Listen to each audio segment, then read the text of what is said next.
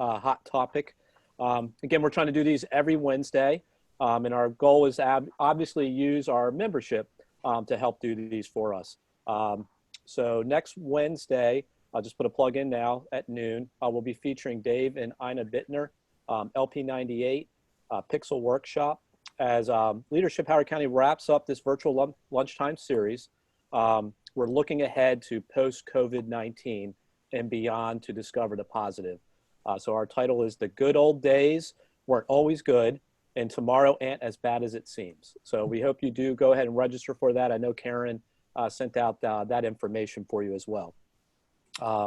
And I believe, are we set for the recording now? Oh, I see we're recording. I apologize. For now, to introduce our topic for today, I'd like to present Kari Staddon, LP98 with the United Way of Central Maryland. Kari joined United Way of Central Maryland in 2016 as Director of Development for Howard County.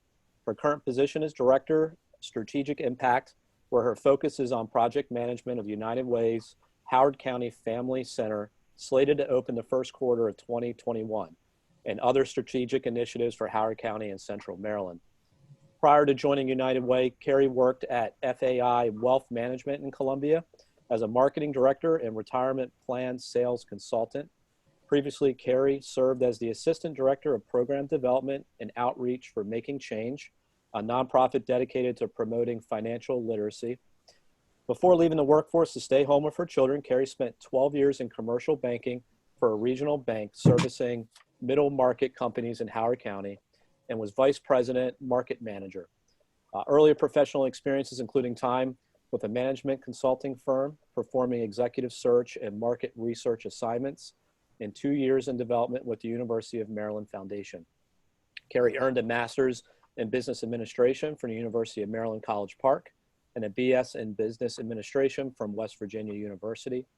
She's a 1998 premier grad of Leadership Howard County and is a past member of their board of directors. Kari is active in her community, volunteering in various capacities. She enjoys hiking, tennis, traveling, and reading. Kari resides in Woodstock with her husband and has 2 sons. Our second speaker is Dee Athey, LP12, Community Foundation serving Howard County. Dee is the Director of Grants and Community Engagement at the Community Foundation of Howard County. The Community Foundation of Howard County, founded in 1969 as the Columbia Foundation, has awarded more than $17 million in grants to Howard County nonprofit organizations delivering human service, arts, and cultural, educational, and civic programs. Money for the grant programs comes primarily from the income generated by the foundation's endowment, supported by more than 300 funds established by Howard County businesses, families, and individuals. Prior to joining the Community Foundation, Ms. Athey was Director of Resource Development at the ARC of Howard County. She also held positions with the United Way of Central Maryland, including Associate Vice President for Grant Development, Associate Vice President for Impact Strategies, and Director of Family Safety and Basic Needs. She has served many years on Leadership Howard County's premier steering committee and program committees. With over 25 years of experience in the nonprofit sector, Ms. Athey holds a Master's of Science degree from the University of North Texas and a Bachelor of Arts degree from Alston College. Ms. Athey is a graduate of Leadership Howard County class of 2012. And I now turn it over to you two. Thank you. Thank you, Matt. Thanks, Matt.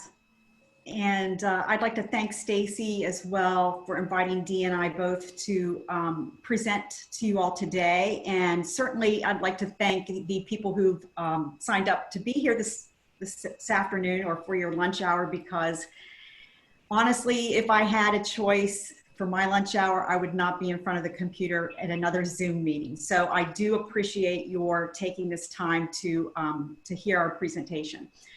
Stacy, if you want to put the PowerPoint up now, we can start with the first slide. So, oops, let's see. Are you good? Yep, I'm good. So we're here to talk about HOCO Respond. And this is a collaborative of 4 local nonprofits here in Howard County, Community Foundation of Howard County, the Horizon Foundation, and United Way of Central Maryland, and the Women's Giving Circle.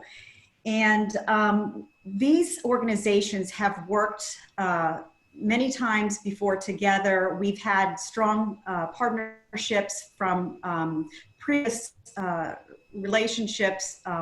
United Way partnered with the Community Foundation of Howard County for assisting with the EC Strong Fund for this last time that Ellicott City experienced the flooding.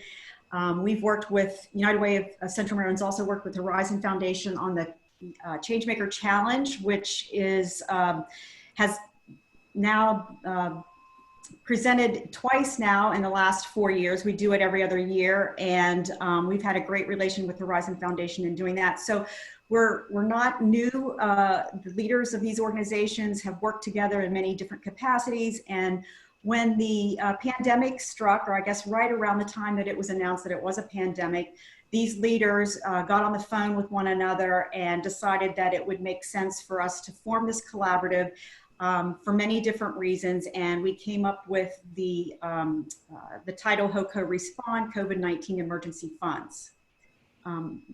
Next slide, please. So you might say, well, why did these 4 organizations decide to join together? And ultimately, it really was a matter of the fact that, you know, there's strength in numbers. We were able to leverage our resources of the collaborative to be able to raise money quickly and get it back out into the community to the nonprofits who were really on the front line supporting all of these vulnerable populations that had been impacted by the pandemic. So we, you know, in a matter of a couple days, I would think it was that we had this name created, we had a URL and a website put together so that these funders were able to, or, you know, the funders were able to start with the fundraising. We were able to create one place where these nonprofit agencies could go to fill out an application to be able to get the funds that they would need in order to continue serving the populations that they served. And of course, the demand for their services increased, you know, exponentially. We knew that this would be an efficient way to be able to have them go to one place to fill out one application to get the largest amount of funds that they would be able to then deploy back into the community. We used representatives from each organization to help with decision making, and of course to use the expertise of each organization to assist with the whole process of accepting applications and then making decisions on who would get the funding. Next slide, please. So the 3 funds were United Way of Central Maryland, Community Foundation of Howard County, and the Women's Giving Circle. These were the fundraisers, and we have, as you can imagine, a really large reach, much larger reach than some of these other smaller organizations and nonprofits in Howard County. So we were really able to do a lot more in the way of raising the funds, reaching out to our major donors to help with getting the funds that we would need, that we want to deploy then back out in the community by granting to these smaller nonprofits. The Horizon Foundation kickstarted these funds with $40,000 in the first round and then $50,000 in the second. So they've granted a total of $90,000 among the 3 funds for this collaborative. Okay, next slide, please. So one of the things, as Kari mentioned, was that this was a collaborative effort. And one of the things we did is, as she said, wanted to try to streamline things and make there be one place where people could come together to submit their application through a portal, which maybe they were already familiar with, so didn't need a lot of training up. Because we knew initially that we had, all of us had different nonprofits reaching out to us, you know, talking about their need, explaining what it was, and we want to try to make that a collaborative effort from our response to those. Some of the basic things that we knew as we came together is that there was going to be need to have increase in emergency food and basic supplies. Nonprofits were having to respond to urgent needs with the people that they served or the community in which they did work, and needed a lot of PPE supplies, cleaning supplies, masks and things that they wouldn't necessarily have needed. And then also, as many of y'all had talked about in your chat box when you started, you're probably all very familiar with the need for emergency food assistance. Utility and rental assistance was definitely another area. And as we know, it's going to be an emerging issue. So there was a little bit of a need initially from nonprofits who are doing work on the front line. We know that's going to be something we're going to need to direct to assist with in future rounds. We want to make sure people had access to childcare, especially first responders, and other direct financial assistance that might be needed for individuals who are financially impacted by COVID-19 issues. We were specifically looking for also making sure that we were providing support to local healthcare systems and frontline healthcare workers. Next slide. We wanted to make sure that these, especially in the first rounds, that targeted populations that might be most at risk of severe hardship due to the pandemic, families that were impacted by layoffs, low-income seniors, and disabled members of our community. Healthcare and gig economy workers are particularly impacted by the response they've needed to provide to COVID-19 shutdowns and medical response. But we also wanted to make sure that we were able to distribute funds to organizations that most had the ability to equitably provide services, and that we were considering how different people with limited English proficiency or maybe had cultural barriers to getting assistance also had funds that they needed, making sure that we were having services available in communities of color, that we were being able to address affordable childcare or lack of sick days. And I see the thing popped up, gig economy workers is people that work for short-term types of jobs. So sometimes consultants who might be providing limited services, might be individuals who work, who do shows, like maybe musicians, artists. That's a good example of people that might work in the gig economy. So they do gigs to earn money. And as we know, then we went into social isolation. It did, all those types of things are definitely shut down. And then residents, obviously without health insurance and all of the different financial hardships that might come from becoming sick during this pandemic. So next slide. So in mid-March, when we created the fund, we decided that we would throw out a challenge to raise $100,000 in 10 days. And so this was around March 16th, I believe, or 17th. And within 10 days, we had raised $205,000. So that was a huge, huge response to what our expectations were. We were thrilled with that. And, you know, we had, of course, we had help with, Horizon is using Buffy Schwartz as a consultant. And so she was very instrumental in making sure that, you know, we had press releases going out. It was, you know, we posted, all the organizations were posting on social media. And so the word got out, and Howard Countyans, you know, they stepped in and they heeded the call for help, and we really blew our challenge out of the water. So with that first round, we ended up with 56 applications from local nonprofit agencies for grants for this round of funding. The total dollars that were requested for the grants that were, or for the applications that were submitted, totaled $874,000, which, as you can see, that the need was really enormous from these 56 agencies who applied for funding. We were putting the range of funding for each agency between $5,000 and $25,000. So that was those were the dollar amounts and the range that we wanted to keep, so that we could make sure that we were funding enough organizations, but yet being able to make as large of an impact as we could. Next slide, please. So in round two, which happened about a month later, so this would have been around mid-April, we knew that the need was so great. We wanted to get another round of funding in as soon as we could. So we threw another challenge out for $200,000 in a very, very short period of time, in 5 days, because we saw that we really needed to get this money back out into the community as quickly as possible. And we did not want to waste time in getting those funds in, but yet, having to go through the application process, reviewing all of the applications, making decisions. And, that is a very time consuming process. So again, we met our goal and raised $202,000 in 5 days. And, really, that's just really heartwarming to see that, because that's a really short period of time. 65 applications were received, again, for the second round of funding. Those who had applied the first round were also eligible for the second round if they hadn't been funded in the second round. The total dollars requested were $840,000. Next slide, please. So this is just kind of a list of some of the greatest needs that we had in applications. As I said, emergency food assistance, basic supplies, operational support, technology assistance.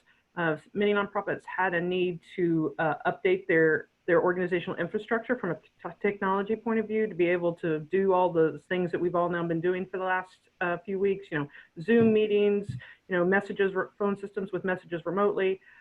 So organizations nonprofits in our community have really had a technology assistance needs.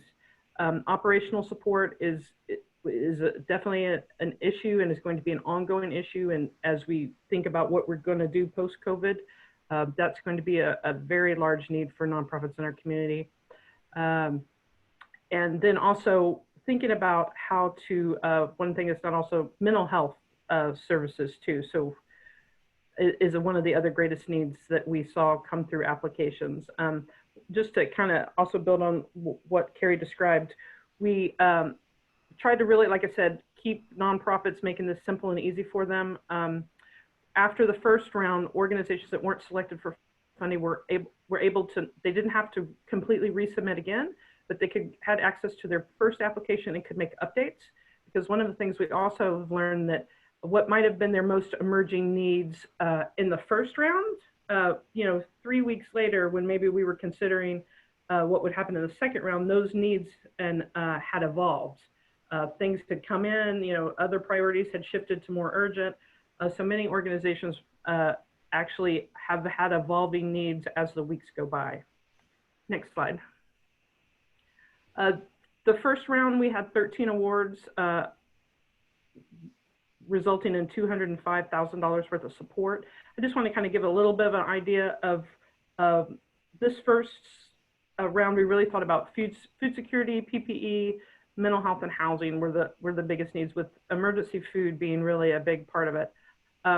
That third organization there, which is Equity 4-H-C, some of you may not have ever heard of that, but you've heard of their more on the ground name, which is Columbia Community Care.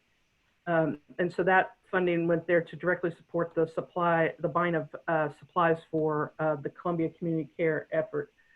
And then, as you see, many of those organizations were supporting housing insecurity for the most vulnerable populations who were experiencing homelessness, and being able to guarantee their shelter and their emergency food and supplies for them. We also were thoughtful about investments in making sure that we could invest in organizations that had the capacity to push high services throughput, and also had a large scope of access in the community, meaning that the people in Howard County that would be able to access where they were doing things had variety and different geographical locations.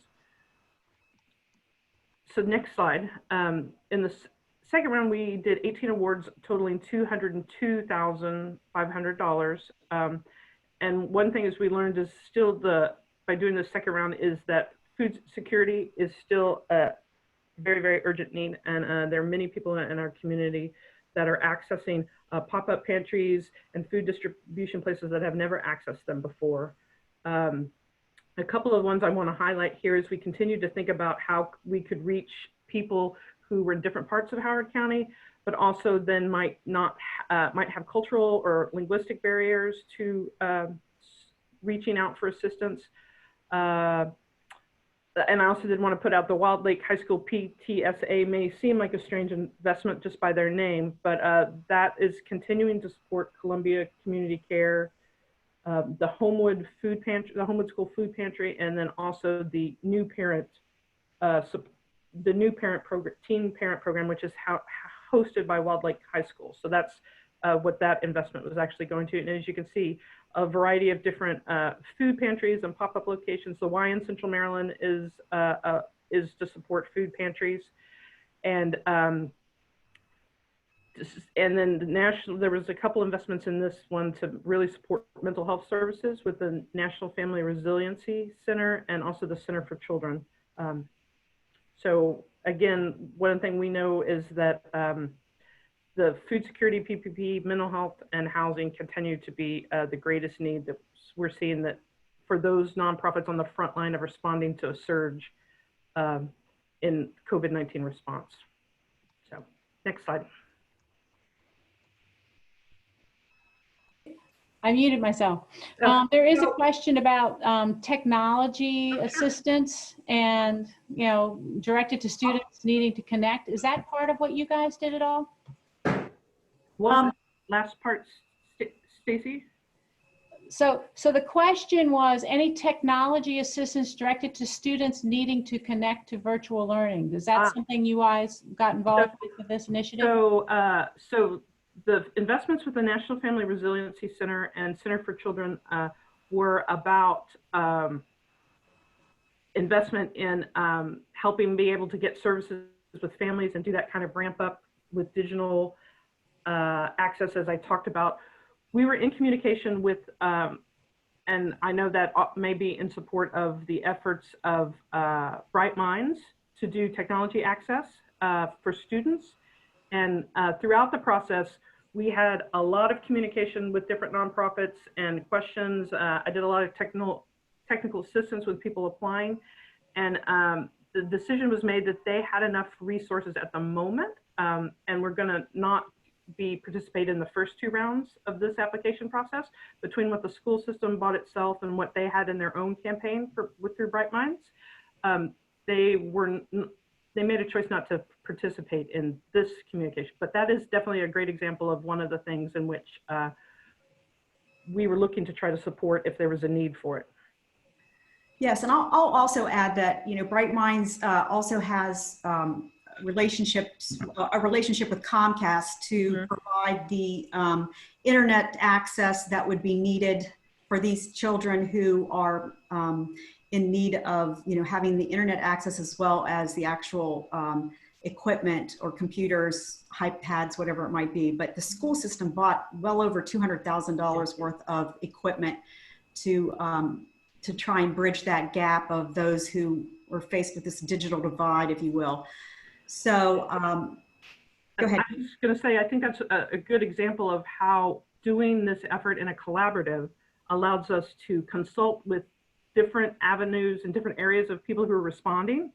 And then through this process, we had input and collaboration with the county government in terms of looking at the applications, knowing what they were funding through their resources, and then also input and contributions from ACS with what they've heard through surveying and information from nonprofits, because we know that the resources are limited and tight. So we want to make sure that in all of the efforts that we're maximizing the use of the dollars that we do have to address the most urgent needs, that don't have another source of support and funding. Thank you for So who wants to talk about what's next? So we will be having a third round coming in June. We will be rethinking the scope of this next round because we know that in many cases the needs will be changing more to, making sure that we can help with preventing evictions, the utility assistance. There have been so many people who, while they've been given a rent abatement, if you will, or, for a couple months, that, they're still not going to be able to come up with the funds that'll be needed once this 2-month grace period or 3-month grace period has ended with regard to their rent or their mortgage payments, whatever it might be. So there'll be different I guess there'll be a different focus on this round 3 as a result of knowing that the needs will be changing somewhat. I think there'll still be a lot of needs for food assistance and the basic supplies and that sort of thing, but we will be broadening the scope a little bit more. We know that a lot of these smaller nonprofits are going to be struggling just to stay open and to be helping with servicing the populations that they service. So there'll be more consideration with regard to helping with the operations and the operating expenses that these nonprofits are incurring to be able to do the work that they're doing. So look for that coming up in June. We'll be meeting the first week of June to talk about that. And so there'll be more information on that to come. In the meantime, you can go to www.hocorespond.com to donate to any one of the funds. We're still in the process of fundraising because we know we'll be having this 3rd round. And we just appreciate anybody who's already donated to any of the funds. And we hope that you'll just keep us in the at front and center and know that we're helping these nonprofits in Howard County to really support these vulnerable populations that we've identified. So thank you. And if anybody else has any more questions, we're happy to field those. So one of the ones that's there, which you covered a little bit, is, now that the collaboration is placed, will you keep going after COVID? So not just, because you're going to tweak your next round of funding, but this is still COVID related. Has there even been a conversation about, 18 months from now?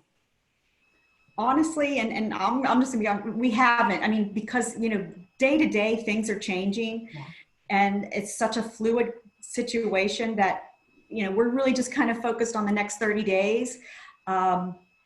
It's hard to know. I mean, there's always donor fatigue starts to set in with regard to fundraising. So fundraising becomes a little bit more challenging. But I will say that, we'll be doing something at least through June. After that, I'm not sure if we'll take a pause and think about what the mid to long term looks like. Great. There's a question about small individual donations. Do they matter? How much was, of that money that you guys raised was, Stacy sending you $50 or $10 versus, Harkins Builders sending you $2,500? I'm just randomly picking people. Most of what United Way raised was in the smaller dollar category. So it was all the 25s, the 50s, 100, 250. We had a few individuals at 1,000, but I could tell you most of what United Way contributed to the collaborative was from these individual donations like that. And so individual donations, probably at least half of what the Community Foundation raised came from individual donors, from people giving $25, $50, $100. We had fund holders at the foundation contribute from their own personal philanthropic funds that are housed at the foundations. We had that, but we had many, many new people that came through our donation portal and just, demonstrated what the power is of collective impact fundraising. Every dollar, when you put it together, my $25 with everyone else's $25 can sometimes make $400,000. So the individual gifts really do make a big difference. And I just wanted to also just talk about collaboration. One of the things that also occurred is that from the foundation's perspective, being able to go through this grant review process and see what the need was, we're also being able to provide guidance for other gift giving from philanthropic funds at the foundation. So in addition to the money that went through the HOCO Community Relief Fund, which was what the foundation's fund is, we probably have at this point in time had another $120,000 plus go out to Howard County nonprofits for COVID-19 response from individuals' personal funds through the foundation. So that's a leveraging and being able to answer people's questions about where need is, and to ignite their desire to give from their own funds directly to nonprofits. That's great to know. I didn't know that was also going on. So one other question is about housing. The longer rent can be deferred, the harder it will be for those with rent due to catch up. What's going on? What kind of conversations have been had amongst the collaborative around that? Well, so we know that that's definitely the next tsunami that's coming. That's going to be huge. So everyone is definitely thinking about that. This is a really great example of a topic in which there's going to be a lot of different funding sources to leverage together. Some of you may be aware that Howard County government announced in the budget plan, they've set aside almost $1 million for rental assistance and utility assistance in this fiscal year's budget that is going to go out through one of their departments, and it's going to be granted out through the community development block grant process. We know that for us in round 3 and round 4, if there's a 4th round, it's definitely going to need to think about that. And that's one of the reasons I think kind of taking a pause and before we do another round of funding, to be able to really think about where is the need and where can we funnel out that need in the greatest way. Talk to me about, from a leadership perspective, you've got these folks in a room together that have all agreed to, come together to help, have more money available by, collaborating. What were some of the challenges in getting it up and running? Honestly, I thought it went so smoothly. I mean, literally, Horizon took the lead with regard to allowing us to use Buffy, who got the website up and got the press release out. And we just all kind of did our thing. We used representatives from each organization to help with the review process when the grants or the applications were coming in. So we had collaboration amongst 8 individuals of these organizations each time we reviewed a round of funding. And there was a lot of discussion on some, but the scoring worked out well. We used Community Foundation of Howard County's portal for the application. We had met earlier to talk about what we wanted on the application. United Way's grant folks, gave their input on what they thought should be on the grant application. So, I mean, it was just a really good example of everybody using their areas of expertise and their strengths, if you will, to just join together and get this up and going. Dee, I'll let you chime in, but I didn't see any real challenges or hurdles that we had to get over. Well, I think the biggest challenge, like I just second everything Kari said, once leaders, I think, make a decision they're going to do something, then they do it. But I think it's what's always going to be the challenge is what we talked about is money in the door. So before you can send money out the door, you got to get money in the door. And I think that from a perspective of what's the biggest challenge and the need to make this happen and continue to make happen is the fundraising goals. I mean, that's, we've tried to make the process easy and remove barriers and hurdles to getting it, but then it comes down then to just being able to have the money to give out. That's fantastic. Any more questions? We've got just another minute or two. Is there anything else that you guys would like to have a chance to ask either Dee or Kari about? Are there statistics? Do you have any idea how many families you've helped? Good question. So we've been working right now to sort of collect some of that information, Susie. So we think at this point, especially with the food assistance, when you look at the numbers that money has leveraged, we're talking thousands and thousands of families at this point in Howard County, with just what we know have been accessing the food security stuff. It's amazing. The nonprofits will have an opportunity to report back to us by September in terms of what the impacts were, in terms of the funding that they received from us. And at that point, we'll have a much better idea of who was helped, how many, the numbers, the statistics that we'll need to be able to then share with others. Fantastic. So, Susie, do you want to wrap us up? We have reached, can you believe how fast that went? It is now 12:45. We are there. And Susie, let's wrap us up. I just want to say thank you to both of you. What a way to think fast on your feet, huh? What a lesson in that. And so this is our 12th Hot Lunch Hot Topics, right? Yeah. 12 of them. And so Lucky 13 is next week. We have Dave and Alana Bittner, as Matt said earlier. Alana is Leadership 98, and they're going to look at the positive things that have come up. The good old days weren't always good, and tomorrow ain't as bad as it seems. And that should be a really fun way for us to wrap up this programming. And then we're going to start up our This Just Ends again. And if you have any thoughts, any of you, on what you'd like us to put out there, any information you'd like, let us know. So thank you all again. Thank you, Dee and Kari and Matt and Susie, for your roles in all of this today. We want to appreciate all of you who took your lunchtime to be with us and join us to learn a little bit more about what's going on in our community. We really feel our role as Leadership Howard County is to just keep you informed and up to date on all of the things that are going on so that you can be better leaders in our community by knowing what's going on. And so when you hear someone go, gosh, you know, who's taking care of this need and this issue, you know, or you say, hey, you can go over and talk to these folks and they're going to be able to give you some more information. So take this information, share it. We will be sending out the recording of this so that you can share that with others if you'd like, if people, you know, weren't able to join us today. And we hope we'll see you next week for our kind of future forward, you know, thinking as we wrap up our Hot Lunch and Hot Topic series. So take care, have a great day, and enjoy the rest of your week. Okay, Thank you. bye. Thank you. Take care, everyone. Bye. Thank you, Dee and Kari.